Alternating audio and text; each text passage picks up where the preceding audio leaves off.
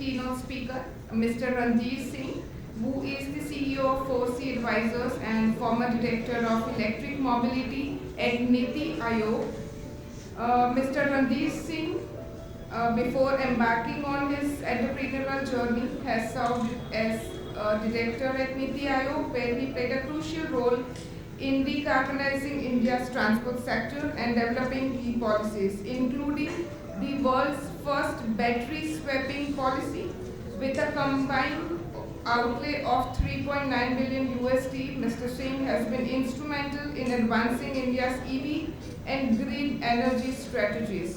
An MBA from IIM Calcutta and a BTech from NITI Bangalore. He is a seasoned expert in project management, strategy and finance. So all of you please join me welcoming Mr. Randheer Singh on stage.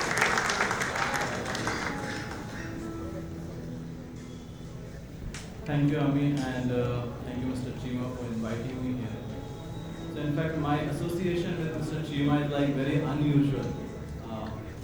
We met in the dark hours, I think around 12 at the midnight for 2 hours, and that's how this association started. It was like, and with this launch, and when he informed me, I mean, how can I say no for such a noble cause? You know, I also come from a very humble background. In fact, right from the class 8, I started teaching students of 7. And as I grew, it's like 9, 8. So that went on. And during my engineering, I was teaching in, there's an organization called FITG. So I was teaching their physics. So almost, I can say right from my class 8 till my engineering and MBA, I funded my entire education. That's what I can say. But, you know, I'm actually going to give you a crash course in EV tech because I can actually claim that whatever policies and whatever push in EVs right now you are seeing in this country, almost everything has either been ideated by me or has gone through my desk. I can actually claim that.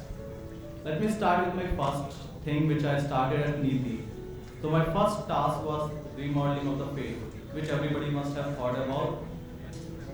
Remodeling of the FAME started with how we started giving more incentive to the two-wheeler, but the main thing which was done about the buses.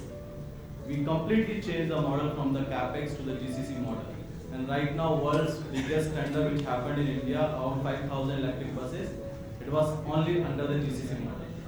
And now, PM E-Bus Seva, which is around 50,000 buses are going to be deployed, around 16,000 already being tendered. And 8,600 are already flying on the road. So, in fact, recently I have been doing one study for the Ministry of Heavy Industries on the powertrain and the cells, how much they are getting localized in India, what is the future in these two particular categories. So I think from the next skill development perspective, these are the two biggest categories. In fact, these are the companies which are going to do the cell manufacturing. Right now, 100% is imported. Nothing is manufactured here, lithium-ion battery and the cells. And if these companies are not going to work on the R&D and other aspects of the technology from the cell side, then we will be sticking to what China, Korea and the Japan is giving us. We are just talking about the NMC 811, LFP, these are the two dominant things. But you know what? In the China and in the other parts of the world, LFP has already moved on to LFMP. And NMC 811 has moved on to 910. That means nickel, manganese, cobalt, there is no cobalt. And in India, nobody has even heard of these technologies. Not a single cell exists of these technologies. And the vehicles are already being sold. So I visited CATL almost 3 months back.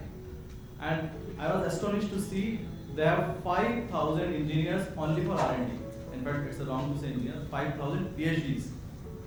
At one location, CATL, the biggest cell maker in the world. 5,000 only in the R&D. And that is the force with which we have to fight. And how much we are going ahead with 50 gigawatt hour. Their single plant is in 100, the one plant which they have, which they call it as a sample plant, is 132 gigawatt hour. And our total capacity we are putting up is 50 gigawatt hour. So I think the future generation from the skill perspective and where the opportunity lies. These are the two areas which I would emphasize have huge potential, not only in India but across the world. these are the two biggest things which I could say that you can focus on. There are two more things which are happening right now within this country is not only the localization push but the investment. So where this investment is going, two areas. One is auto component and one is OEM side. So there is one more policy which is around 26,000 crore worth of policy.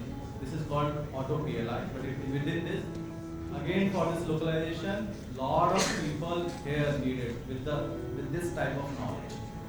That means if some parts are being manufactured and we are taking it somewhere from the China or from the Korea or from the Taiwan, why Taiwan in particular? Because semiconductors is also forms a part of that.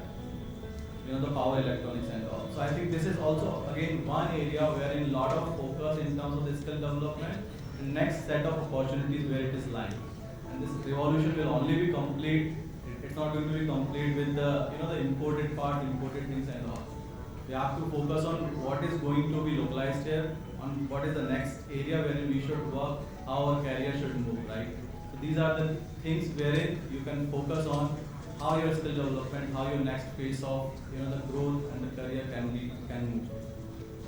And then the last part, I'm not going to talk about the charging technology, but very important part is the battery waste management. That means the recycling of lithium-ion batteries.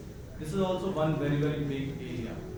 Fortunately, in our country, government has recognized this, but there is no stops right now for this particular thing. But at least we have the battery waste management rules.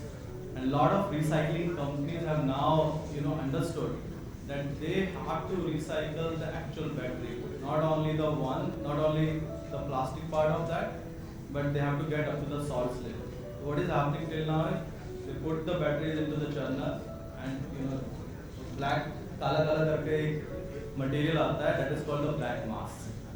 Almost all the companies who are doing the recycling are going up to the black mass, which is the easy part.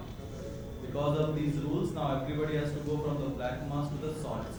जो titrations हम करते हैं ना 11th 12th class में और कुछ लोग BSc वगैरह करेंगे तो वहाँ पे भी titrations करते हैं. It's a simple concept. But again, this recycling is the one which provides against a big opportunity.